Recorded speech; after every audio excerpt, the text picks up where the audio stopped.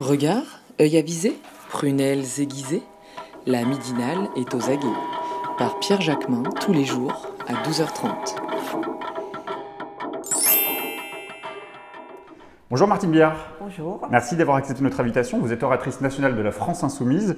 On va revenir ensemble sur l'interview de Jean-Luc Mélenchon dans Libération d'hier, où il propose notamment la création d'une fédération populaire. Mais d'abord, un mot sur la campagne des européennes. La campagne a démarré. La France Insoumise tourne aujourd'hui autour de 10% dans les sondages. Hier, Alexis Corbière a fixé le cap du résultat aux législatives de 2017, soit donc un peu plus de 11%. Ça vous semble être le bon cap ? Oui, parce que sur les européennes, et c'est pas nouveau, c'est pas seulement cette fois-ci, il y a toujours un taux d'abstention très élevé. Et qui s'abstient, c'est les classes populaires, et donc plutôt là où on a un électorat plus important. Donc forcément, s'il s'abstient, ça fait monter les résultats d'autres forces qui, elles, n'ont pas ce problème d'implantation dans les classes populaires, et ça fait baisser celui de la France Insoumise. Le discours de la France Insoumise est suffisamment lisible sur la question européenne ? Oui, je crois qu'on est très clair. D'abord, on explique qu'on ne peut pas avoir la transition écologique indispensable dans le cadre des traités. C'est la réalité, avec le problème des 3%, avec le fait qu'il est interdit de subventionner des actions. Par exemple, si vous voulez subventionner une entreprise parce qu'elle est vertueuse sur les questions écologiques, vous ne pouvez pas. Parce qu'au nom de la concurrence libre et non faussée, vous n'avez pas le droit de faire des distorsions de concurrence. Donc rien que ça, déjà, ça montre qu'on ne peut pas répondre au défi qui est quand même l'urgence climatique. Alors justement, les élections européennes ne sont pas encore passées, que Jean-Luc Mélenchon prépare déjà l'après. Il propose hier dans Libération, je le disais, de créer une fédération populaire.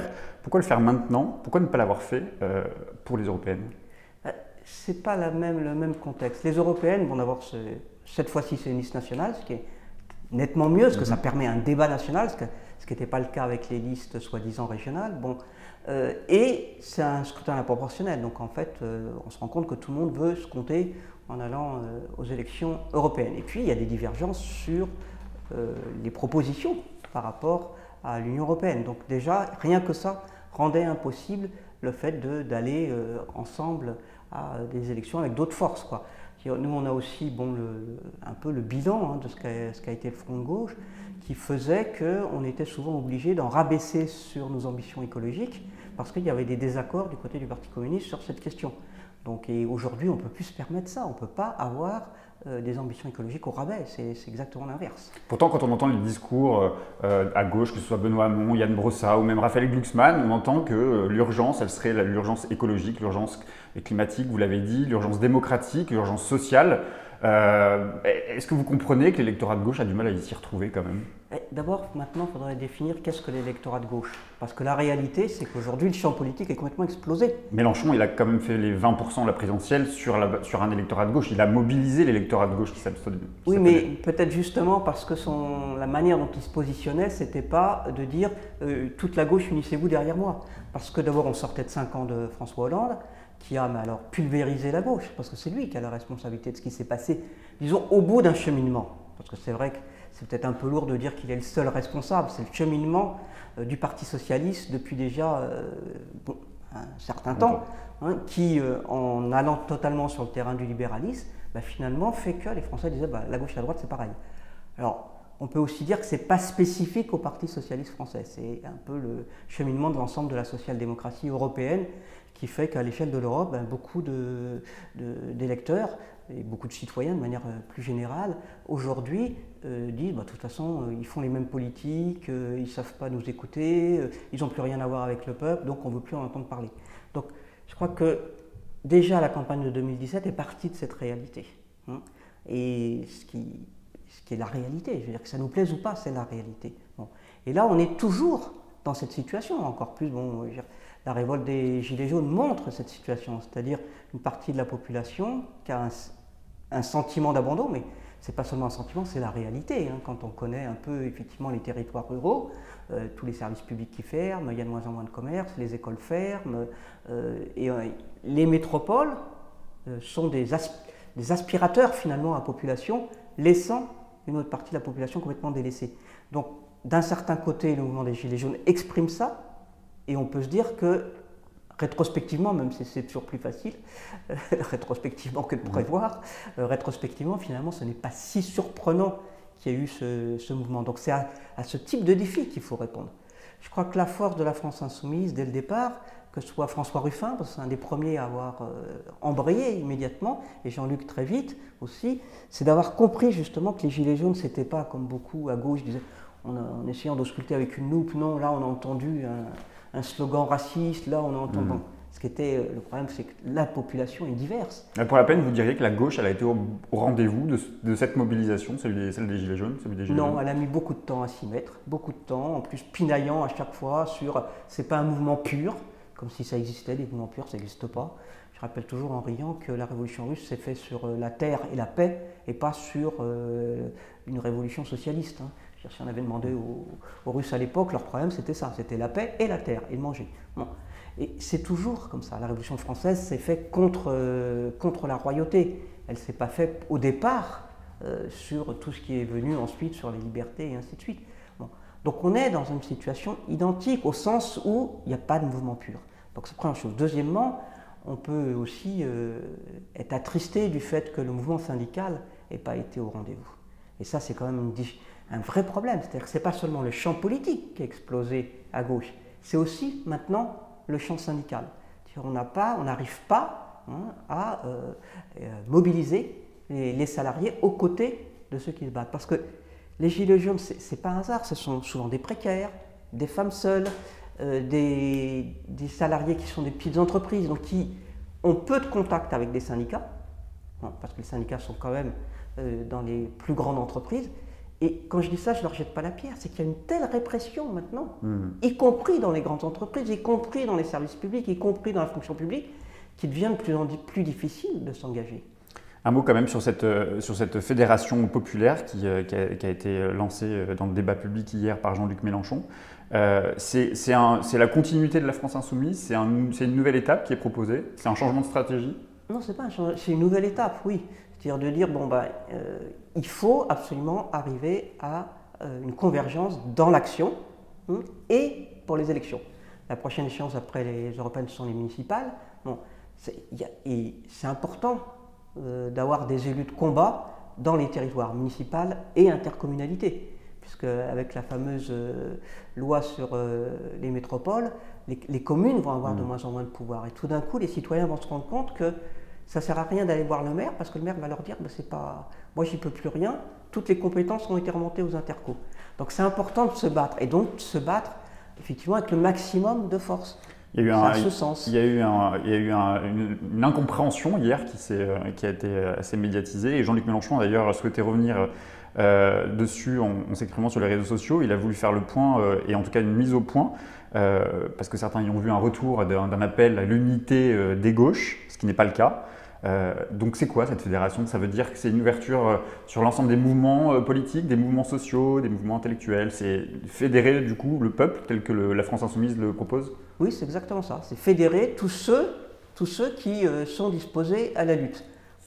Et donc ça peut être effectivement les mouvements sociaux, les mouvements écologiques, tout le réseau associatif qui aujourd'hui n'en peut plus d'être étranglé par les politiques menées par Macron et son gouvernement. Bon, et évidemment les militants qui ne se satisfaisent pas de cette situation. Mais l'idée, c'est pas on va faire une addition de sigles. Pourquoi? Parce qu'aujourd'hui, si le problème c'était uniquement de dire on va faire des listes PS, PC et FI, et puis on peut ajouter ELV, et puis on peut ajouter NPR, et ainsi de suite. Mais ça passe aussi par un effacement de ces formations-là. C'est-à-dire que vous dites, j'entends qu'il ne faut pas que ce soit un cartel ou une addition de logos de partis politiques, mais vous dites aussi que cette fédération, elle a vocation à exister dans les luttes, elle a vocation aussi à être majoritaire pour exercer le pouvoir. Absolument. Donc pour exercer le pouvoir, il faut faire en sorte que ces autres partis politiques soient effacés, ou en tout cas soient associés à cette fédération. Soit associés, mais la différence, c'est sur la démarche. C'est-à-dire qu'il ne s'agit pas de les incantations à l'unité de la gauche, on connaît ça. Mais on sait bien que ce n'est pas ça qui fonctionne. Si le seul problème c'était l'unité, le total gauche dans les élections, au sens où on ajoute tout le monde, serait bien plus élevé qu'il n'est. S'il n'est pas plus élevé dans les intentions de vote, c'est bien qu'il y a un problème, c'est qu'il y a une crise politique. On ne répond pas à la crise politique par les anciennes recettes. C'est-à-dire tous ceux qui veulent recopier et se dire l'union de la gauche a marché dans les années 70, enfin 78, 81, 81 plus exactement d'ailleurs, parce que 78 souvent elle a explosé. Bon, ça c'est le passé, je veux dire, ça ne sert à rien de vouloir reproduire systématiquement le passé, ça ne fonctionne pas. Et je crois qu'on a un bon exemple, c'est l'Italie. quand le Front de gauche a été créé, c'était justement par rapport à ce qui se passait en Italie. Tout le monde était dans cette inquiétude. Si on continue comme ça, dans la situation en France, on va terminer comme en Italie où il n'y a plus de force progressiste significative. Bon. Malheureusement, il y a eu les limites du Front de gauche, le fait que c'était un cartel, qu'on n'a pas réussi à le dépasser, et puis le fait qu'il n'y avait pas de clarté, puisque au moment des municipales, on le sait, le Parti communiste a fait le choix de partir majoritairement avec le PS. Le PS qui était au pouvoir. Bon. Donc on ne peut pas continuer comme ça. Mais la France insoumise, c'est une réponse aussi à ça. C'est-à-dire, tirant le bilan de ce qui se passe en Italie et de l'échec du Front de gauche, c'est d'aller au-delà. Et on voit aujourd'hui, par exemple en Italie, ils font constamment des appels à l'union de la gauche, mais il n'y a plus rien, hélas. Donc notre responsabilité politique en France, tous, c'est de faire en sorte qu'on ne se retrouve pas dans cette situation. Donc c'est bien pour ça qu'il y a cet appel lancé pour les prochaines, pour après les européennes, que ce soit dans l'action ou dans les élections, pour qu'on arrive à reconstituer. Alors c'est vrai qu'au départ, Jean-Luc parlait souvent de Front populaire. Bon, ça introduit des incompréhensions, parce que ça fait référence à 36, on ne va pas recopier 36, la situation n'est pas du tout la même. Bon, Front, ça fait organisation, donc ça fait peur à certains. Donc c'est vrai que le fait de parler de fédération et une agrégation c'est beaucoup plus ouvert, et ça permet à tout le monde d'aller de l'avant. Dans Libération ce matin, justement, les premiers à réagir quand même à cette proposition d'une fédération populaire, c'est quand même les mouvements politiques qui ont réagi les premiers. Benoît Hamon se montre plutôt très enthousiaste à cette proposition. Raphaël Glucksmann aussi s'est dit prêt à discuter après les européennes sur France Info. Le PS semble un peu moins conquis par la proposition. Le préalable de cette fédération, c'est quoi? C'est l'aspect programmatique, c'est l'avenir en commun? L'aspect programmatique, ça c'est évident, y compris donc d'englober à la fois les questions sociales, écologiques et démocratiques. Donc ça, c'est fondamental. Bon, le positionnement par rapport aux luttes, parce qu'on ne va pas dire, venez avec nous si par ailleurs vous êtes ambigu sur la politique de Macron, quoi. Ça, c'est hors de question. Pour nous, au municipal, il n'y a pas de liste possible avec des candidats qui soutiendraient l'action du gouvernement. C'est hors de question. Parce que c'est ça qui a tué justement la gauche, pour tous ceux qui aujourd'hui disent unité. Ce qui a tué la gauche, c'est l'ambiguïté. C'est le fait qu'il pouvait y avoir un discours et des actes totalement contraires. Donc ça, on a aussi besoin, pour recréer de la confiance en la politique, on a besoin d'être exemplaire sur le fait que entre les discours et l'action, il y a cohérence. Parce que sinon, évidemment, les gens disent, vous voyez, ils sont comme les autres. Cette fédération, c'est avec ou autour de la France insoumise? Après tout, on pourrait imaginer que la France insoumise a une responsabilité. C'est quand même Jean-Luc Mélenchon qui a porté haut les couleurs de la gauche et plus largement à la présidentielle. Donc ça pourrait être aussi autour de la France insoumise. Mais oui, la France insoumise a beaucoup de responsabilités. C'est effectivement Jean-Luc qui fait quasiment 20% à la présidentielle. C'est quand même aux législatives. C'est aussi toujours la première force au moment des législatives. Bon, à gauche, c'est le cas quand même, le groupe parlementaire le plus offensif à l'Assemblée nationale. Bon. Donc oui, on a de grandes responsabilités, et c'est d'autant plus difficile pour nous d'un certain côté, parce que quand vous avez de grandes responsabilités, puisque vous êtes la force qui est aujourd'hui la force principale, au niveau implantation aussi, par rapport à d'autres forces, donc c'est à nous de savoir construire. C'est autour du coup avec mais, la France insoumise. Sur un programme clair et sur une délimitation claire par rapport aux politiques gouvernementales. Et par rapport aussi aux politiques européennes. Parce qu'on ne peut pas non plus on est à gauche en France et on soutient ce qui se fait au niveau du Parlement européen, toutes les saloperies qui peuvent passer. Est-ce que cette proposition, c'est aussi une manière de répondre aux critiques qui émergent en interne de la France insoumise sur l'inorganisation ou en tout cas l'absence de démocratie? C'est une des critiques qui est faite au sein de la France insoumise. Il n'y a pas de véritable lieu de décision, si ce n'est le repère effectivement du groupe parlementaire de l'Assemblée nationale. Est-ce que c'est aussi une manière de repenser une nouvelle organisation ou une nouvelle forme de démocratie dans un mouvement qui serait celui d'une fédération où il y aurait, j'imagine, des décisions partagées, plus lisibles peut-être?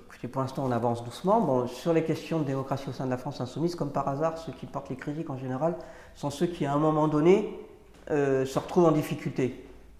Si la référence est celle de Thomas Guénolé, je suis désolé, Thomas a fait le choix d'insulter la France insoumise alors qu'avant il la soutenait sans critique, donc c'est un peu bizarre. Il n'y a pas que Thomas Guénolé, là en l'occurrence on en a beaucoup parlé, mais auparavant il y en a d'autres qui ont quitté le mouvement parce qu'ils reprochaient qu'il n'y avait pas suffisamment de lieu de décision. Ça s'est beaucoup fait, et c'est assez classique dans les mouvements politiques, beaucoup fait autour des désignations pour l'élection européenne, mais c'est classique. Les périodes de désignation de candidats, quelle que soit la force politique, Il y a toujours des crises. Bah oui, parce qu'à un moment donné, vous êtes obligé de faire des choix, et après, bon, il y a des critères, vous essayez de les faire au mieux.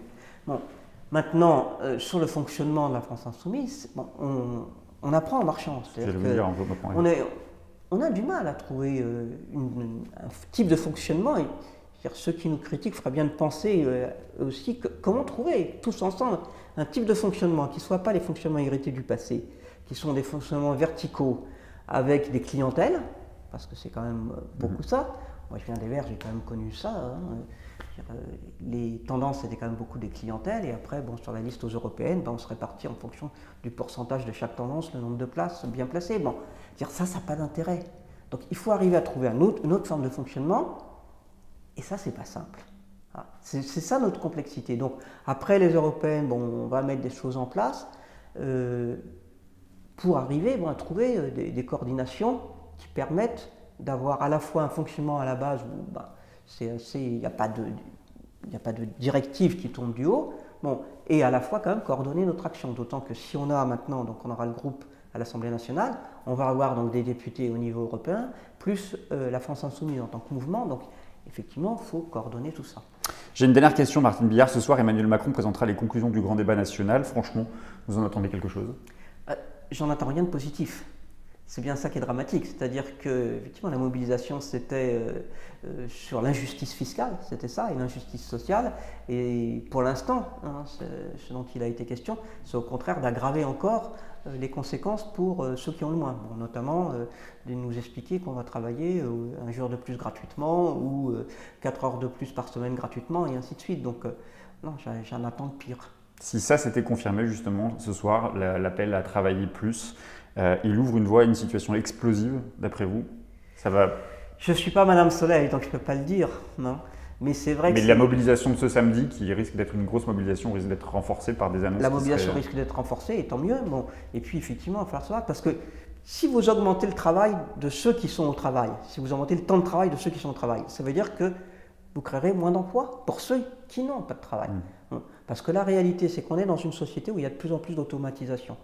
Donc il y a de moins en moins de travail dans cette conception de la société. Parce qu'on peut au contraire avoir une société écologique où on a du travail, où on a des produits durables, réparables, ça donne du boulot, où on travaille moins, on a une réduction du temps de travail, donc il y a plus de gens qui travaillent, et ainsi de suite. Donc c'est une autre conception de société. Il faut créer l'activité. Qui crée de l'activité et qui est en plus meilleure pour la planète. Tandis que là, on concentre le travail sur peu de personnes, qui en plus du coup sont épuisées, et on les fait travailler plus longtemps, donc en plus on va les rendre plus malades. Pendant que d'autres, au contraire, n'ont pas de travail. Donc c'est deux conceptions de société qui s'affrontent. Merci beaucoup Martine Billard. Merci.